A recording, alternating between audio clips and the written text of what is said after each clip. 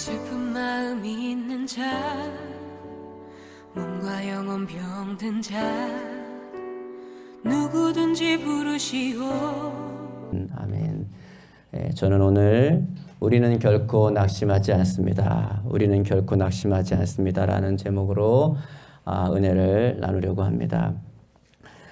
비슷한 가수 이름이 두 분이 계십니다. 한 분은 말하자마자 우리 모든 연령대가 다 잘 알 것입니다. 유희열 씨라고.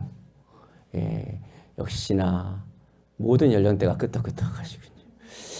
그러면은 이분은 아십니까? 유열 씨라고. 끄떡하시는 분들은 축하합니다. 주님 만날 날이 가까우신 겁니다. 네. 네. 이분이 간증에 나오는 걸 봤습니다. 그런데 유열 씨는 주위에서 착한 사람, 긍정적인 사람, 선한 사람, 밝은 사람, 예스맨 이런 사람으로 불렸답니다. 그 사회자도 연예인인데 그분도 그 말에 동의하면서 자기가 주변에서 들었던 모든 말들은 이분에 대한 말은 다 그런 사람이었다고 이게 증명해 주더라고요. 그런데 정작 자신은 엄청난 스트레스에 갇혀서 살고 있었던 겁니다. 주변에서는 선한 사람, 밝은 사람, 예스맨. 근데 자기는 너무너무 병들어가고 있는 겁니다. 스케줄도 살인적인 스케줄로 너무 힘든데 항상 밝게. 물론 이때도 교회는 다니고 있었습니다. 교회 생활을 하고 있었던 거죠. 그러다가 엄청난 스트레스를 못 이기고 압력밥솥이 터지듯이 그의 마음 안에서 이 스트레스가 견디다 못해 터져버렸습니다. 그의 고백을 잠깐 한번 우리가 보도록 하겠습니다. 굉장히 매스컴으로부터 좀 떨어져 있었던 시간이었던 것 같아요. 네네. 네. 한 4년 전부터 조금 몸이 좀 서서히 좀 안 좋아졌어요. 그 호흡곤란 같은 게 왔고요. 네네. 너무도 당연한 호흡이잖아요. 숨 쉰다는 게. 그렇죠. 근데 서서히 호흡이 좀 곤란해지기도 하고 성대 역기능이라는 좀 특수한 그런 증상이 저한테 왔어요. 그러니까 보통 이 숨을 들이마실 때 성대가 확 열리는 게 정상인데 거꾸로 이게 닫히는 거예요. 그게 특별한 원인이 있는 건 아니고 병원에 정말 좋다는 데를 다 다녀봤죠. 다녀봤는데 제가 저 스스로 뇌에 거꾸로의 신호를 보내고 있는 거래요. 바꿔 얘기하면 스트레스가 굉장히 쌓일 때 이런 증상이 아주 간혹 나타나는 경우인데 네.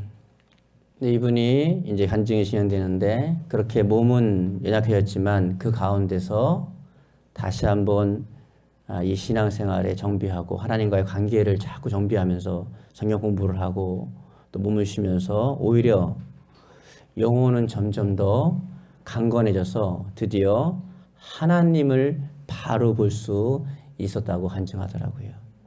하나님을 바로 보자 기적이 일어났습니다.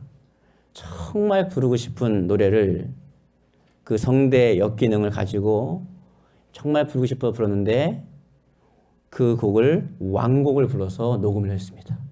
그 녹음하는 그 순간에는 모든 게 자유해졌답니다. 올라가는 순간 증상이 사라지고 편안히 곡을 다 부를 수 있었다고 합니다. 심지어 결혼식 축가를 불렀다고 합니다. 또 유열의 음악 앨범이라는 영화까지 나왔다고 합니다. 목적이 있었기 때문입니다. 하나님이 이 유열 씨에 대한 목적이 있었어요. 미워서 가수에게 성대 이 역기능이라는 질병은 죽음과도 같은 겁니다. 할 줄 아는 게 그거밖에 없는데 그 모든 걸 잃어버렸습니다. 미워서 그런 게 아니라 목적이 있었습니다. 하나님과의 관계를 바로 하기 위해서 목적이 있었습니다. 하나님과의 관계이기 때문에 관계가 온전히 회복되는 만큼 건강도 회복될 것입니다. 성경 공부를 하며 기도하며 제주도에서 쉬며 신앙 회복이 되고 점점 나아지고 있다고 합니다. 하나님은 목적을 두고 사람에게 역사하십니다. 이유가 있어서 그러는 거예요. 미워서 그러는 게 아니라 이유가 있는 겁니다. 그런데 이분의 이 노래 또 찬양이 굉장히 깊어졌다고 합니다. 그럴 수밖에 없겠죠. 깊이 하나님을 만날수록 찬양과 예배와 모든 것이 깊어지는 것입니다. 인생을 살다 보면 기뻐하며 춤을 추며 뛸 때도 있지만 주저앉아서 눈물로 밤을 새울 때도 있습니다. 이럴 때 우리는 어떻게 해야 될까요? 오늘 말씀을 통해서 낙심하지 말고 범사에 감사하며 믿음을 가지고 승리하는 성도님들 되시기를 주님의 이름으로 축복합니다. 첫 번째는 넘어짐과 깨어짐은 우리의 속사람을 새롭게 한다는 것입니다. 넘어짐과 깨어짐은 우리의 속사람을 새롭게 한다는 것입니다. 오늘 본문 고린도후서 4장 16절에 보면 이렇게 말씀하십니다. 우리 크게 읽겠습니다. 그러므로 우리가 낙심하지 아니하노니 우리의 겉사람은 낡아지나 우리의 속사람은 날로 새로워지도다. 아멘. 주님은 성도들이 낙심하지 않는 이유가 무엇인지 그 이유에 대해서 분명히 말씀하고 계십니다. 겉사람은 자꾸 나이가 먹고 늙어가지만 후패해가지만 우리의 속사람은 날로 새로워지기 때문에 우리는 낙심하지 않을 수 있다는 것입니다. 그러나 육신대로 살아서 점점 육신이 후패해지고 육신이 낡아지고 영혼까지도 하나님 앞에서 힘을 잃어간다면 그 인생은 오히려 절망이 될 줄 그렇게 되게 될 것입니다. 여러분, 육신은 점점 늙어가고 후패해가는 것이 진리인 것입니다. 언제나 청춘이 아닙니다. 마음은 청춘이지만 언제나 우리는 청춘은 아닙니다. 여러분, 거울을 보십시오. 희한하게 나는 간 데가 없고 우리 아버지가 거기 있어요. 거울을 보면 나는 없고 우리 엄마가 거기 있는 거예요. 나는 어디 갔나? 왜 엄마가 저기 있지? 정신 차려보면 그게 나입니다. 그런 것이 인생입니다. 우리의 육체는 점점 쇠약해지고 옷처럼 낡아지고 꽃잎처럼 언젠가는 시들어 버립니다. 그러나 우리의 속사람은 날마다 새로워야 될 줄을 믿으시기 바랍니다. 고난과 시련은 우리를 겸손하게 만듭니다. 기도하게 만듭니다. 하나님을 찾게 만들고 마침내는 하나님의 능력을 받아서 더 강력하고 새로운 힘을 갖게 만듭니다. 에스겔서 36장 26절에 이렇게 말씀하십니다. 우리 크게 읽겠습니다. 새 영을 너희 속에 두고 새 마음을 너희에게 주되 너희 육신에서 굳은 마음을 제하고 부드러운 마음을 줄 것이며. 아멘. 하나님께서는요, 우리에게 새로운 영을 주시고 새로운 마음을 주시고 부드러운 마음을 허락하여 주시는 분이십니다. 나이를 먹었다고 해서 또는 나이를 먹어간다고 해서 낙심하지 마시기 바랍니다. 나의 영이 새로워지고 나의 마음이 새로워지고 부드러워지면 그것이 어떤 육체적인 조건보다 우리의 삶을 더 행복하게 승리하게 만들어가는 줄 믿으시기 바랍니다. 우리는 육체의 욕심을 따라 살아서는 절대로 안 됩니다. 에베소서 4장 22절에서 24절에 이렇게 말씀하십니다. 너희는 유혹의 욕심을 따라 썩어져가는 구습을 따르는 옛사람을 벗어버리고 오직 너희의 심령이 새롭게 되어 하나님을 따라 의와 진리의 거룩함으로 지으심을 받은 새 사람을 입으라. 아멘. 그러므로 우리는 구습을 쫓는 옛사람, 옛 모습을 벗어버려야 합니다. 이런 것들은 유혹의 욕심을 따라 썩어져 갈 것들이기 때문입니다. 이제 우리는 옛사람을 벗어버리고 오직 심령으로 새롭게 되어서 하나님을 따라 의와 진리의 거룩함으로 지으신 새 사람을 입기를 바랍니다. 전에 일본에서 33세에 오이라 미스요라는 변호사가 자서전을 썼습니다. 아시는 분은 아시죠? 일본 출판 업계를 강타한 적이 있습니다. 그는 학교에서 왕따였습니다. 그래서 중학교 3학년 때 자살을 시도했습니다. 근데 그게 실패했어요. 학교에서 자퇴했습니다. 또 가출해서 불량 청소년이 되었습니다. 저는 요즘에 계속 기도하고 있는 것은 우리나라에 집을 나와서 가출한 청소년이 40만 명이랍니다. 우리 교회가 어떤 모양으로도 그들을 돕기를 기도하고 있습니다. 그는 16세에 야쿠자 두목을 만나서 결혼했습니다.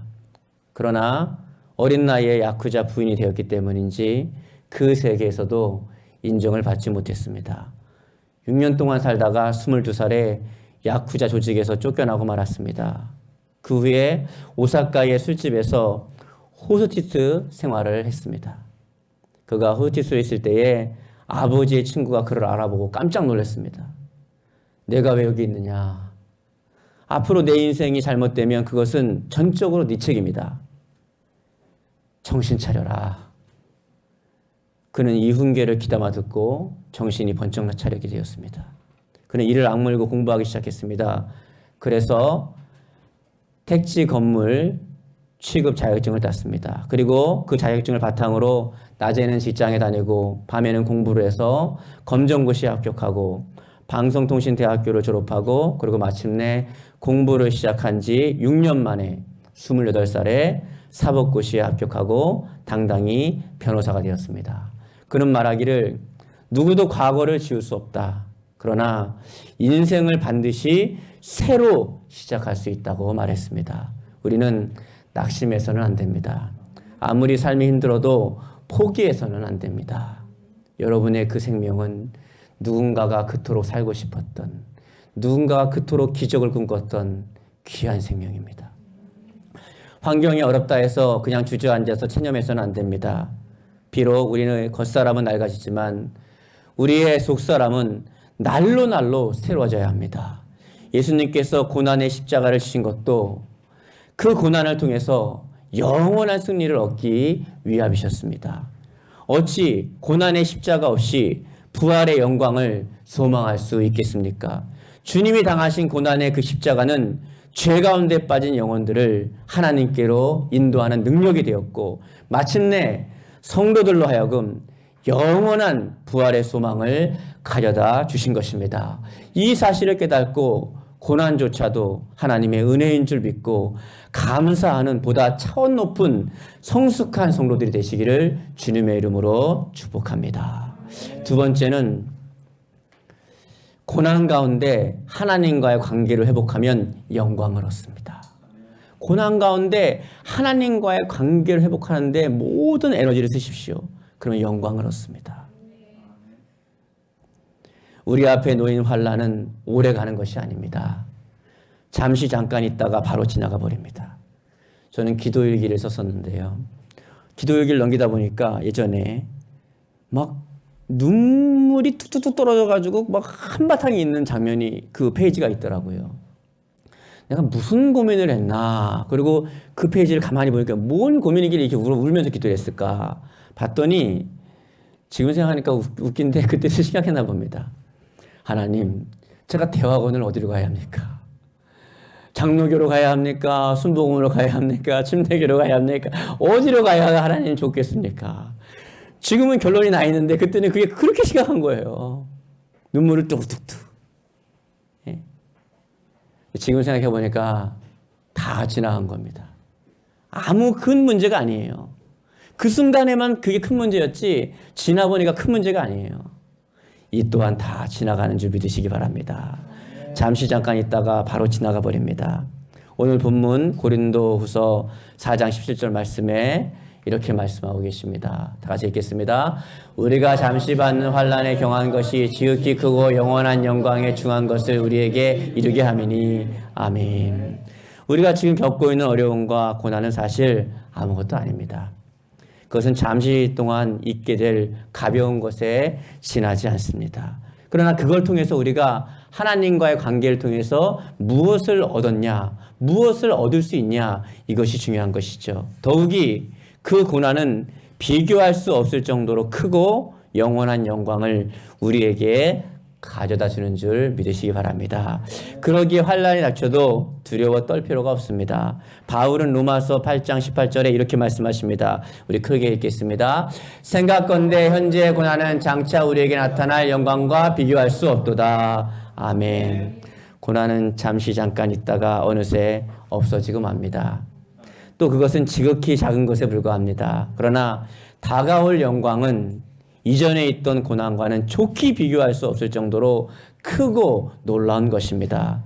그러나 우리가 예수 그리스도께서 비록 고난과 고통, 어려움 속에 죽으셨지만 결국에는 부활의 승리를 체험하시고 부활을 통해서 새로운 역사를 창조하였던 것처럼 우리도 죽었다가 할지라도 부활의 생명을 받아들이면 새로운 출발, 재기, 능력을 발휘할 수 있게 되길 여러분들이 깨닫게 되기를 바랍니다. 요셉은 형들의 미움을 받아서요 17살에 종으로 팔려서 애굽에 가서 숱한 어려움을 겪었습니다. 왜 감옥에 가는지, 왜 어려움을 겪는지, 왜 이러한 일이 있는지 잘 이해가 되지 않았습니다. 그러나 13년이 지난 후 누가 감히 건드릴 수 없는 애굽의 총리가 되었습니다. 때로는 사람들로부터 배신을 당하고 모욕을 당하고 또 중상모략과 여러 가지 해를 당한다 할지라도 결코 두려워 떨며 또 고민하며 절망하지 마시기 바랍니다. 하나님께서 함께 하시고 하나님께서 도우시면 반드시 고난도 축복으로 변화될 줄 이 시간 꼭 믿으시기 바랍니다. 하나님은 배로 갚아주신다고 했습니다. 이사야서 61장 7절입니다. 다시 읽겠습니다. 너희가 수치 대신에 보상을 배나 얻으며 니옥 대신에 몫으로 말미암아 즐거워할 것이라. 그리하여 그들의 땅에서 갑절이나 얻고 영원한 기쁨을 얻으리라. 아멘. 다윗도요 10년 동안이나 사울 왕을 피해 도망다녔습니다. 언제 죽을지 모르는, 그러나 언제까지 쫓겨다니는 신세가 아니었던 것입니다. 고난, 고통과 어려움이 지나자 하나님께서 다윗을 축복해 주셔서 이스라엘의 왕으로 삼아주셨습니다. 환난이 지나면 영광이 온다는 사실을 꼭 기억하고 인내로 끝까지 인내하면서 이겨내면서 낙심하지 않는 성도가 되길 바랍니다. 그러나 부탁합니다. 그냥 그 시절을 지나면 안 됩니다. 기도하셔야 합니다. 왜 기도해야 되냐면 하나님이 이 일을 통해서 나에게 뭘 원하는지 목적을 깨닫게 되기 때문입니다. 목적을 깨닫는 순간 거기에 내가 반응하고 살아가기 때문에 빨리 그 문제가 해결되는 것입니다. 그러지 않고 계속 가면 그것은 계속해서 사이클처럼 반복되게 되는 것입니다. 세 번째, 우리는 보이지 않는 영원한 약속을 소망합니다. 본문 고린도후서 4장 18절 말씀에 우리 다 같이 읽겠습니다. 우리가 주목하는 것은 보이는 것이 아니요 보이지 않는 것이니 보이는 것은 잠깐이요 보이지 않는 것은 영원함이라. 아멘. 그렇습니다. 믿음으로 보이지 않는 것을 보는 것입니다. 여러분, 믿음이 없으면 보이지 않는 것을 볼 수가 없는 거예요. 믿음으로 바라봐야 합니다. 그래서 히브리서 11장 1절에는 이렇게 말씀하십니다. 믿음은 바라는 것들의 실상이요 보이지 않는 것들의 증거니. 아멘. 믿음은 아직 눈앞에 나타나지 않은 것을 바라보는 것입니다. 또 아직 보지 못하는 것들을 증거하는 것이 바로 믿음입니다. 그리할 때 현실로 우리 앞에 나타나게 되는 것입니다. 아직 눈앞에 보이지 않지만 우리가 기대하는 것이 반드시 우리를 기다리고 있다는 것을 의심하지 않는 것입니다. 그리하면 믿음대로 됩니다. 이 같은 믿음의 확신이 우리 속에 있어지기를 간절히 바랍니다. 그래서 믿음의 사람은 비전의 사람입니다. 꿈을 가진 사람입니다. 어떤 꿈입니까? 보이지 않는 영원한 것을 꿈꾸는 사람인 것입니다. 보이지 않는 영원한 것. 아까 우리 건우가 간증했지 않습니까? 눈을 감고 천국에 있으니까 너무 좋고 그곳에서 계속 있고 싶은데 눈을 딱 뜨니까 교회래요. 얼마나 실망을 했는지, 얼마나 실망했는지. 그게 바로 천국을 경험한 사람의 하나 같은 고백입니다. 하나 같은 고백이에요. 제가 아는 어떤 분은 천국을 경험하고 나서 일주일 동안 방에서 계속 그냥 울면서 있는 거예요. 너무 좋은 곳을 보고 왔기 때문에. 일주일 지나자 다시 밥을 먹고 기운을 차리더니 정신없이 열심히 살더라고요. 정말 몸을 안 사리고 열심히 살더라고요. 왜냐하면 그 나라에 어떤 자가 큰지 봤기 때문입니다. 어떤 사람이 존귀한지 봤기 때문입니다. 그래서 사도 바울도 그렇게 살았던 것입니다. 여러분의 소망이 이 땅에도 있지만 가장 큰 소망은 저 하늘나라가 되시기를 간절히 주님의 이름으로 축원합니다. 오늘 말씀을 다시 한번 보시겠습니다. 크게 읽겠습니다. 우리가 주목하는 것은 보이는 것이 아니요 보이지 않는 것이니 보이는 것은 잠깐이요 보이지 않는 것은 영원함이라. 아멘. 계속해서 이 땅을 위해서, 이 땅의 것만 위해서 살아오신 분들 계십니까? 하늘나라에 갔을 때에, 주님 만났을 때에 우리가 얼마나 부끄럽겠습니까? 놀라운 사실이 있습니다. 공통된 사실이 있습니다. 뭐냐 하면 나는 하늘에 가면 상급이 많을 거야 하는 분은 막상 가보면 그렇게 없습니다. 근데 나는 한 게 없어요. 나는 한 게 없어요 하는 분은요, 그렇게 상급이 또 많아요. 나는 진짜 한 게 없는데? 근데 그렇게 많습니다. 난 이것도 하고 저것도 하고 이것도 했는데 그분은 별로 없더라고요. 이 진리를 깨닫게 되길 바랍니다. 육신대로 살면 반드시 죽을 것이로되 영으로서 몸의 행실을 지키면 살 것이다. 제이시 펜이라는 사람이 있었습니다.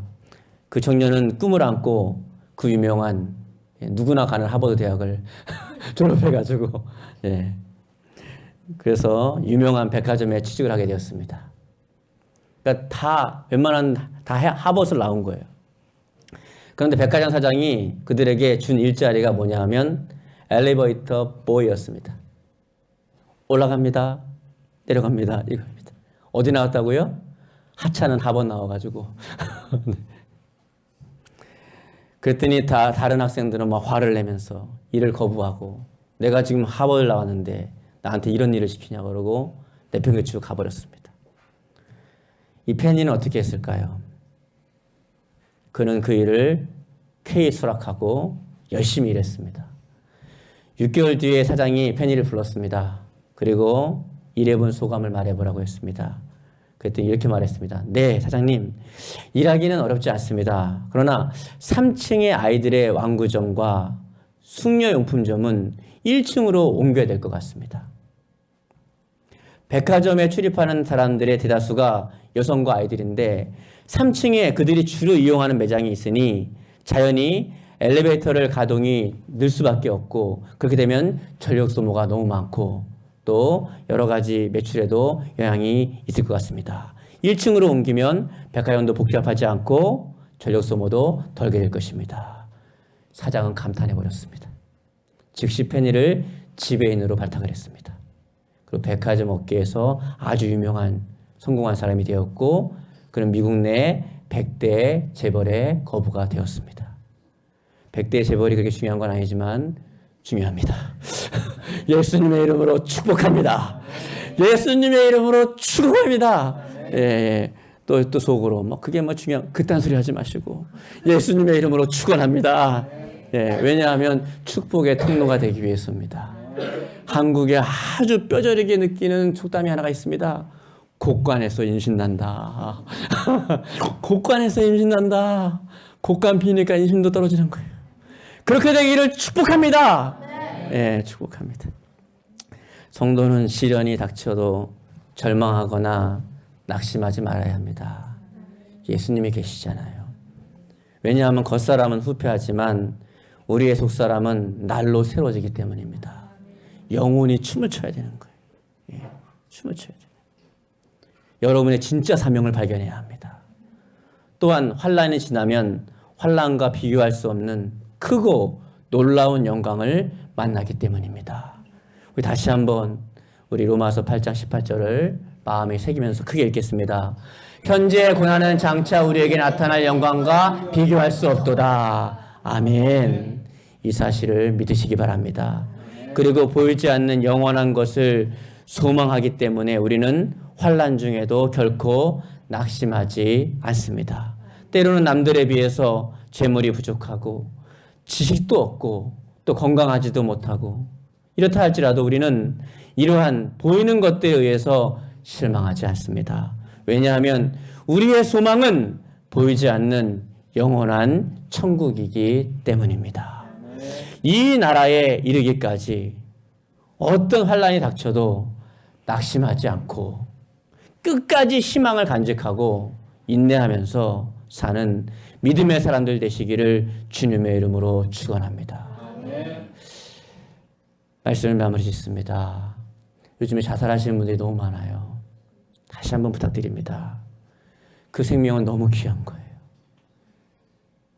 제가 이렇게 어린이 소아병동도 가보고 원자력병원에 말기암 있는 분들도 가보고 많은 분들을 만나봤는데 그분들이 눈물을 흘리며 기도하는 거예요. 하나님 살려주세요. 생명 연장시켜주세요. 딸이 아빠를 위해서 막 눈물을 흘려 기도하고 아빠가 딸을 위해서 아들 막 엄마가 막 피눈물을 흘려. 여러분이 끊으려고 하는 그 생명은 그 사람들이 그토록 얻고 싶어하는, 그 사람들이 그토록 살고 싶어하는, 그토록 기적을 바라는, 정말 간절하게 바라는 귀한 생명입니다. 여러분의 생명을 복되게 사용할 수 있기를 주님의 이름으로 축원합니다. 우리 다 같이 한번 주여 한번 부르고 말씀을 생각하며 기도하도록 하겠습니다.